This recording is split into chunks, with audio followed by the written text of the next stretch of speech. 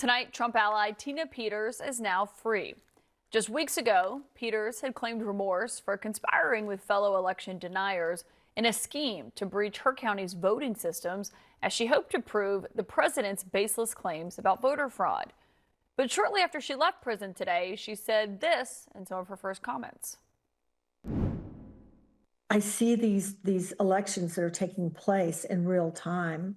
You know, the Mondamis, the Virginia governor, Spanberger, and and then what's going on in California and Texas and Maine. You know, just all over the country. And I know that the Democrats are going to cheat.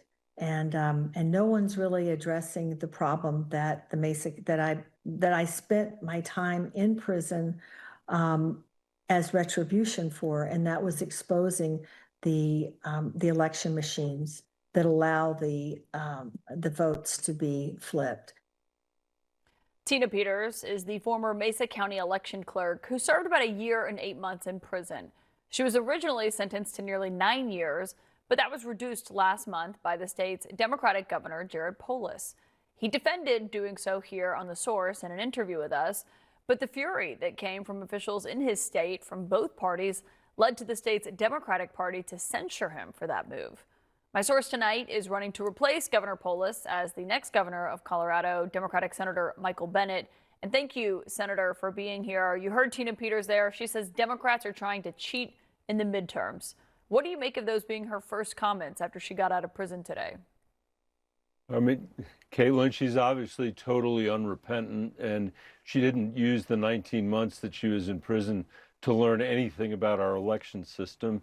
Colorado's election system, which she manipulated, is the gold standard in the country, and we're very proud of it, I think, for good reason. And she's continuing to prosecute the same lies about our elections. Today, the first day that she got out of prison, that she did when she went to prison and when she was convicted by a jury of her peers.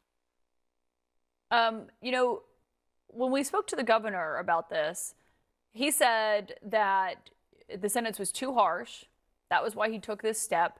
He continues to defend it. He said she might continue to make false claims about elections that I believe are false. She may continue promoting ideas that I strongly disagree with, but he said, I hope she doesn't.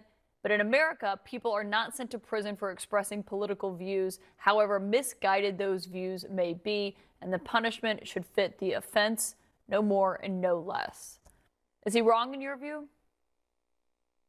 Well, I don't think that she was sent to prison for her views. She was sent to prison for breaking into the breaking into the voting machines in Mesa County, Colorado, and manipulating them with a colleague of the My Pillow guy. I mean, that is what she did, and she was convicted of 4 felonies as a result of that. She destroyed the voting machines there. The county had to pay for incredibly expensive ones to replace the ones that she destroyed. So I think it's very unfortunate that she only served 19 months of her sentence. I can think of a lot of people in prisons in America that have had unlucky breaks and have ended up serving very much longer sentences than Tina Peters has served. And maybe we should be taking a look at the mass incarceration in the United States instead of worrying so much about Tina Peters. Well, I mean, speaking of this is something that the vice president was talking about when we were asking him about the new fund that the DOJ has created, which a lot of people in your party are calling a slush fund.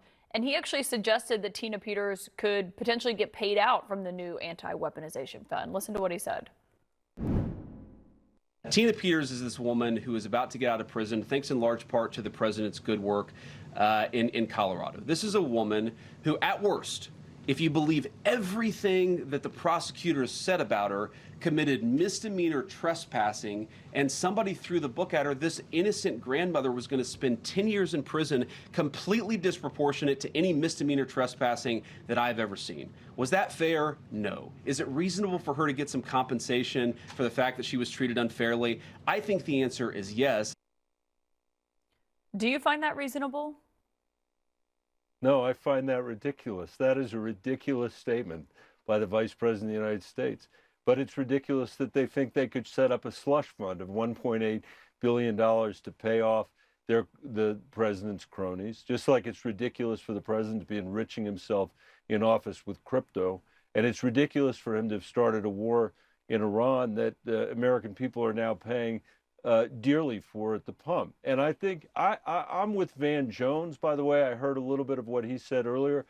I think that this president has set such an unbelievably low standard of conduct that it's critically important for us to remind our kids and our grandkids that this is not the expectation that the American people should have for the conduct by our president, for the conduct by a president's supporters. And I think that's one of the unfortunate things about Tina Peters' release, is that it sort of confirms in some way the election denial that President Trump has been perpetrating all these years.